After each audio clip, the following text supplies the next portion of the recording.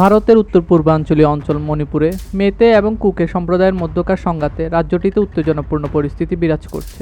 এর মধ্যে রাজ্যের বিভিন্ন সরকারি ভবনে হামলা চালিয়েছে বিক্ষুব্ধ শিক্ষার্থীরা। 9 সেপ্টেম্বর সোমবার সকালের দিকে মণিপুরের রাজভবন ও জেলা প্রশাসকের কার্যালয়ে হামলা চালায়। এই সময় ডিসি অফিসে টানানো পতাকা নামিয়ে সাতরঙা একটি পতাকা উড়ায় তারা। বিরাজমান এমন উত্তপ্ত পরিস্থিতির মাঝে মণিপুরের দুই বিচ্ছিন্নতাবাদী নেতার স্বাধীনতার ঘোষণার একটি অর্ধসত্য ভিডিও ও ছবি সামাজিক যোগাযোগের মাধ্যমে ভাইরাল হয়। শিক্ষার্থীরা নতুন করে যে পতাকাটি উড়িয়েছেন সেটি কাংলিপাক বা সালাইটারের পতাকা বলে ধারণা করা হচ্ছে। মণিপুরের শিক্ষার্থীদের সরকারি অফিসে নতুন পতাকা উত্তোলনের এই ঘটনার সামাজিক যোগাযোগ মাধ্যমে ব্যাপক সমালোচনার জন্ম দিয়েছে। উল্লেখযোগ্য যে কাংলিপাক বা সালাইটারের পতাকা একটি আয়তাকার 7 রঙের পতাকা। প্রাচীনকালের মেতে জনগোষ্ঠীর 7টি বংশের প্রতিনিধিত্বের কথা তুলে ধরতে মণিপুরে অনেকেই এই পতাকা ব্যবহার করে।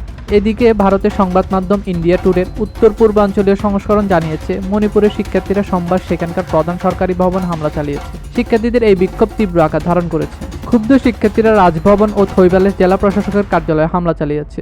এর আগে রাজ্যে নিরাপত্তা ব্যবস্থায় বড় ধরনের পরিবর্তনের দাবিতে রাজধানী ইম্ফলে রাস্তায় নেমে আসে হাজার হাজার শিক্ষার্থীদের। এ সময় রাজ্যের নিরাপত্তা নিশ্চিতে সরকারি প্রশাসন ব্যর্থ হয়েছে বলে অভিযোগ করে।